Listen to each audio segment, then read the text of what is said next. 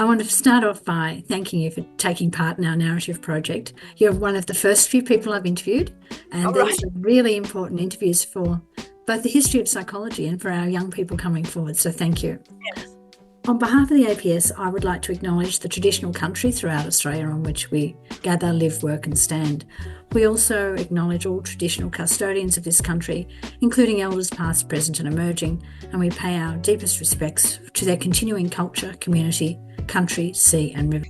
I'd like to begin with a little bit of discussion about the Narrative Project. This project was an idea of a couple of our members, and the intent is to capture the voices of our senior psychologists and ask them to share their stories so they can inspire our next generation of psychologists coming through.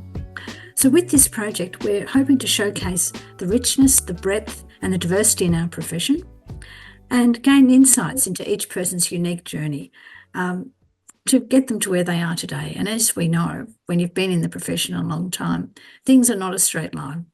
And it's some of the ebbs and flows, twists and turns that we're really interested in talking to you about today, Kerrin. So we hope these stories will help share both the history of psychology formally in Australia and provide a context through lived experience of where we are today and inspire the future. So a big welcome this morning to Kerrin McCormack, and thank you for joining us, Kerrin. So let me ask you a straightforward question to start off with. How many years have you been a psychologist? 48. 48. That's fantastic. That is absolutely fantastic. So what year did you start? I was in the first group of the Master of Counselling at Macquarie. I'd applied for that when I finished my degree as a young, mature age student. And I also applied for the TAFE counselling job, and I thought one or the other would be good. And then I got one offer and I thought, but do I want the other one more than I want this one? Because I was working at that time in the CES, the Commonwealth Employment Service. Yeah. And I'm sort of debating. So I thought, oh, yes, I will do this. And then the other one came through. Oh, yes, I will do this. So I was fortunate at that time that TAFE was just starting to acknowledge that they had women as students. They weren't all trust tradies and technicians and so forth, and that they maybe needed some female counsellors. So prior to that, the majority of the counsellors in TAFE were men, and there were a handful only of women. And we probably were about 33 in the state at that stage for 250,000 students. Mm-hmm. And I came in a training program with 4 females, and we were fortunate to have a 5-month full-time in-house training and then move on to my college that was Granville. And I was doing 3 nights a week with my masters, and that was 5 days a week with the training program. But when I went to work at Granville, the standard TAFE working hours at that stage were 4 days and 2 nights. So I was doing 4 days and 5 nights a week. Oh, my goodness. That's really a load. It was quite a load. And the second year it dropped down to 2 nights at uni and 2 nights at work. So that was a big relief. I've got a whole lot of questions already. Tell me, how did you get through it? Because when you're working and you're studying, you're doing so much, it can be a bit overwhelming. My family had moved around Australia with my father's work.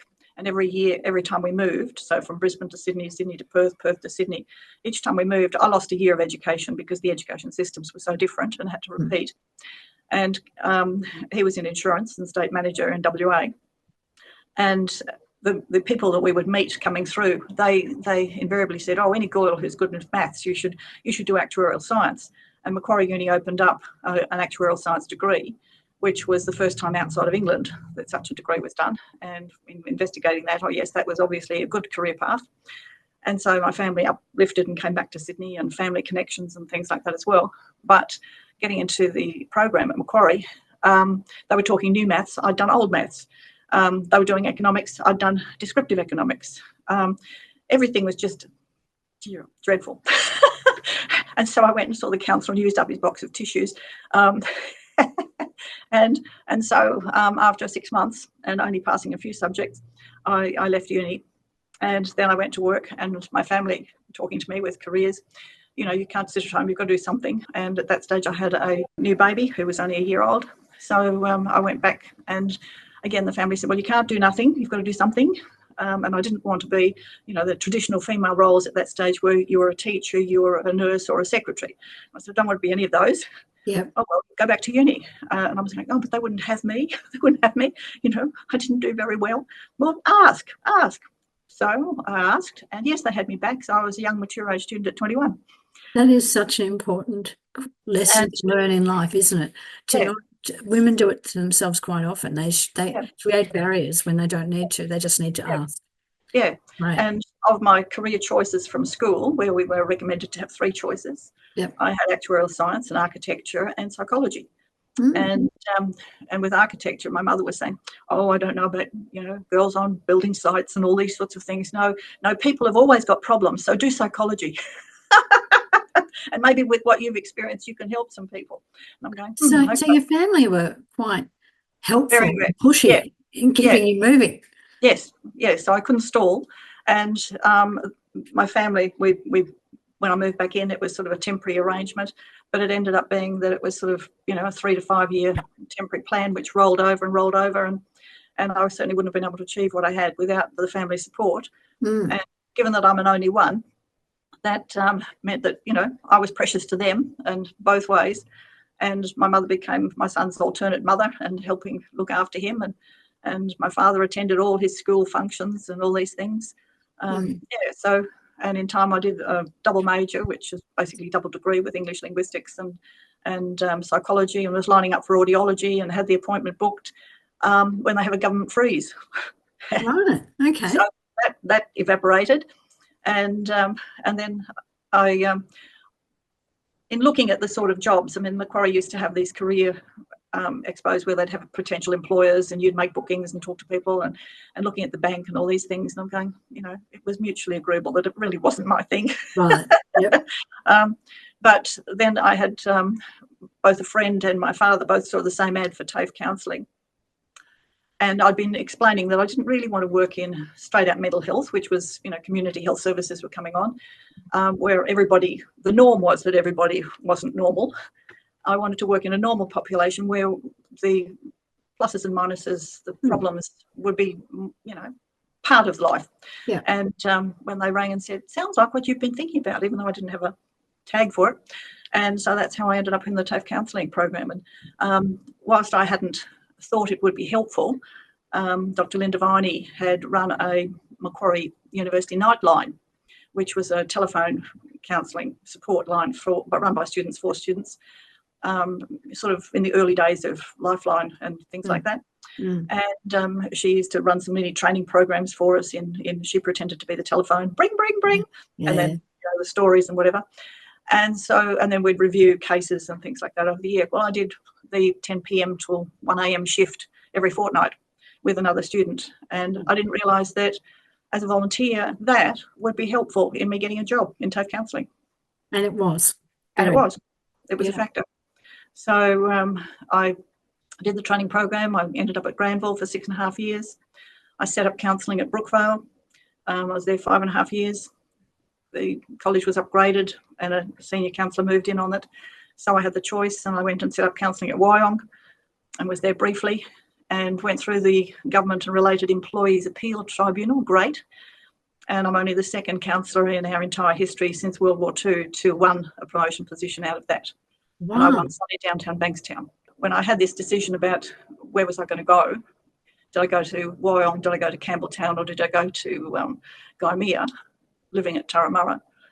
And I'm thinking, so I applied for other jobs, and I had a wonderful interview for Cumberland College of Health Sciences and was offered that job, which was the best interview I'd ever had. What made it the best interview you've ever had? Well, it was low key. It was around a coffee table. It included a university counsellor who I'd met through the tertiary counsellors group. It was more a chat, a conversation, and it allowed you to, show off, tell good deeds. So that was very modern for those days, because back in that time, people were very rigid about how they did interviews. So that was very progressive. Yeah. Yeah, it was. And you're still working full-time or part-time? I'm working 3 days a week now at Hornsby, and that's a permanent part-time. Yep. So going through all of these different things, I'd gone to Bradfield, which was the first ever school and TAFE registered, and it attracted a lot of students with different presentations, and I'd never had to work with more homeless kids ever than I had there.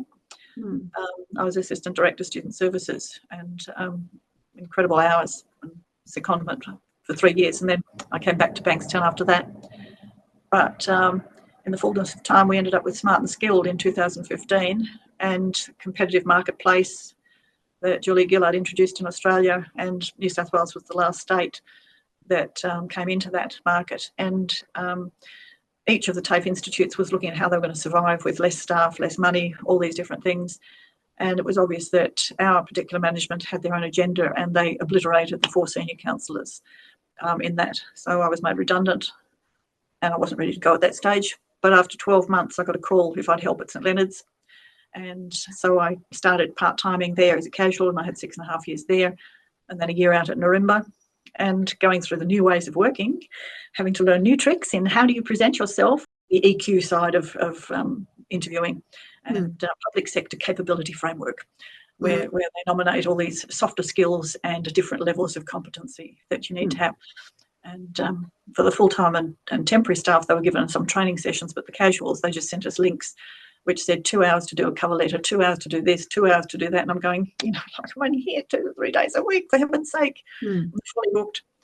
So, but clearly you've worked out how to jump through whatever you're required to do to get where you want to be. Yeah. So I was very satisfied. And of the 6 seniors who were made redundant in that 2015-16 purge, 5 of us are back permanently. Well, 4 back permanently, 1 back casual.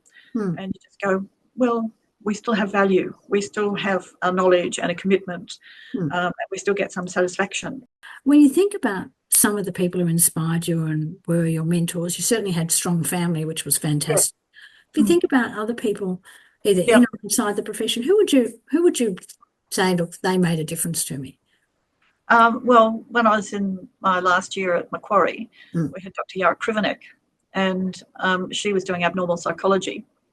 And we had a 40% assessment, which was a big research project, and I did it on biofeedback and had done some seminars and things on that. And I got 100%. Wow. And she said there are only 2 students who got that. And I'm just going, that's validation. For me, that was, now obviously I think I've got the goods, and to be able to go on and apply for the Masters in counselling. That was one of those moments. And along the way, yes, I've met many inspirational people. I did some seminars with Virginia Satir, who brought family therapy into being. Yeah, that was a revelation. There was a professor, and I've lost his name in time, but one of his workshops was on difficult and complex cases, and he actually shared stories of people he'd worked with where he didn't feel he had been able to really help them.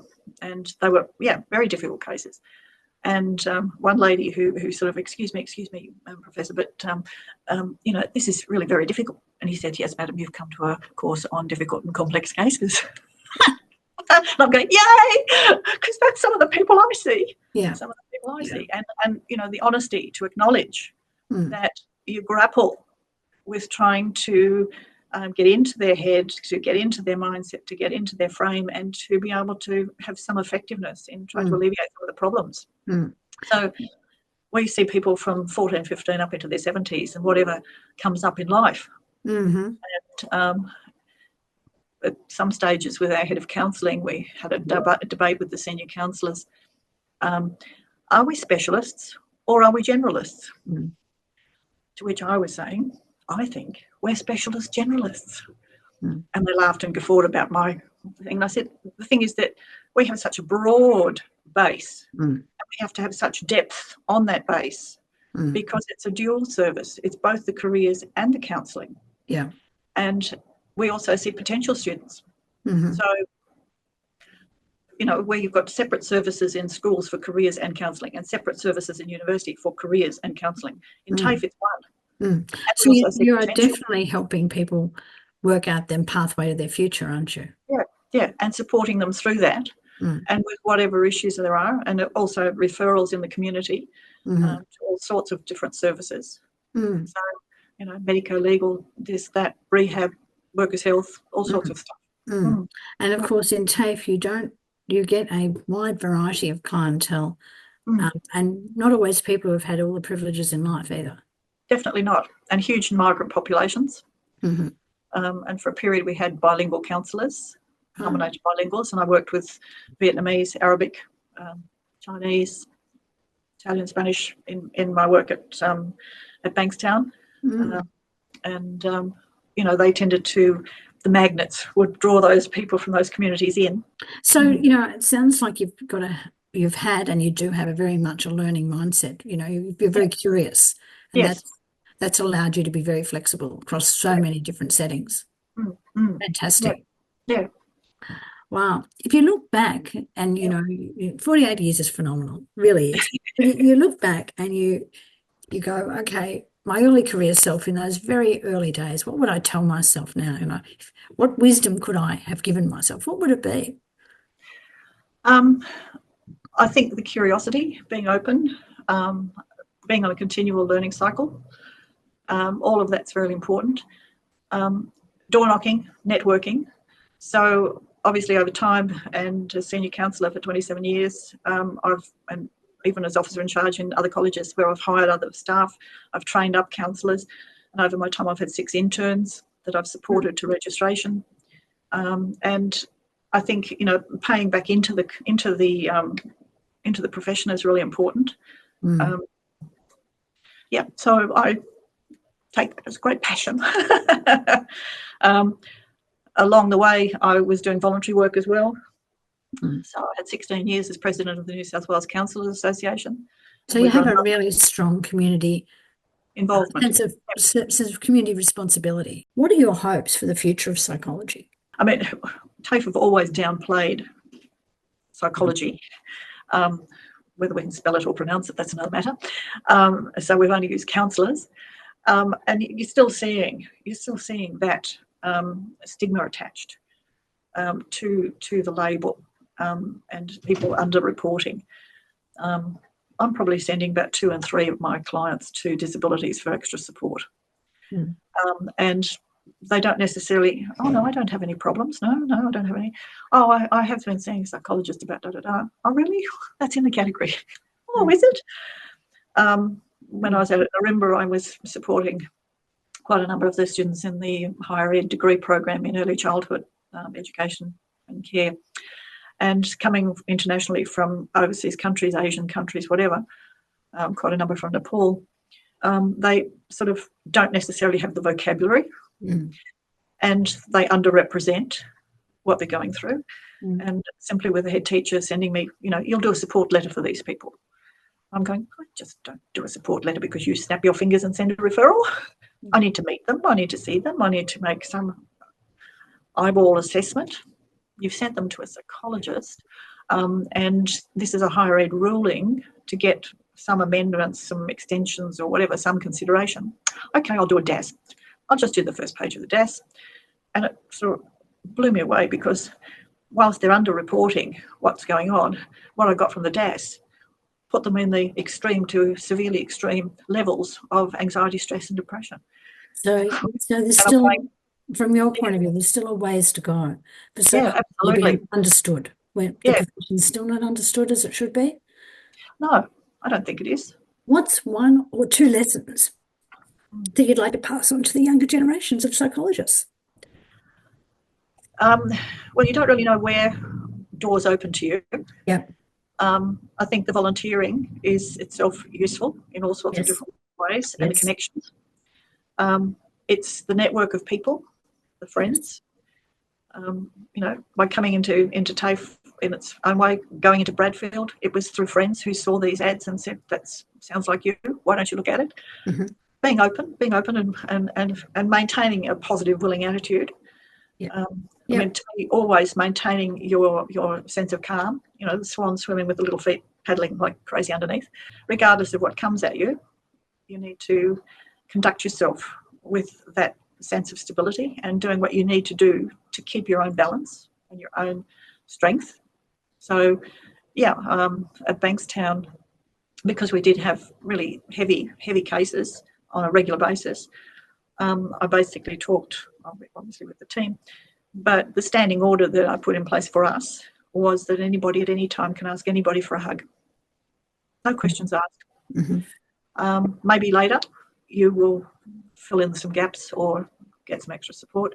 But yeah, and I think, you know, the trust in the relationship, that people are doing the good job, that they're seeking help if they need it, tag teaming if they need. But it's really important to provide that person-to-person support on your own in a single unit, single practitioner. Yes, you've got to be able to reach out and connect those. So in this current world, we've had buddies teamed up, and I've had some country buddies, and I found that was helpful too, because I could send different things of my long memory and learning and my obsessive compulsive retention of all my knowledge base on an outside hard drive. No, I think that is fantastic, and you're right about the openness and the positivity, and certainly not assuming things are going to happen in the way you expect, but taking the opportunities as they present them. And you're a great example of making the opportunities happen too. You don't take things lying down. You don't just accept the status quo. You've been on the front foot all the way through those 48 years, and probably for the next 48 years too. Well, I did have a friend when I told him that I'd managed to achieve, after 7.5 years of casual, that I managed to achieve permanent part-time, and he has a bit of a wicked sense of humour, and he reflected for a moment. Tell me, Kerrin, now that you've got that permanent job, does that mean you're going to retire at 100? and I'm going, I hadn't actually thought that far in advance. I didn't, it was more, that I've managed to turn around what I saw was an appalling range of decisions. Fantastic. And that strong sense of social justice is very much part of psychology. Yeah. And I get to retire when I choose to retire. Absolutely. Rather than I'm forced out the door. So, Kerrin, what a delightful experience this has been for me. Thank you very much. It brings me to the end of my questions today, and we're going to have a lovely time. Thank you so much. Oh, well, you're very welcome. I've thoroughly enjoyed it.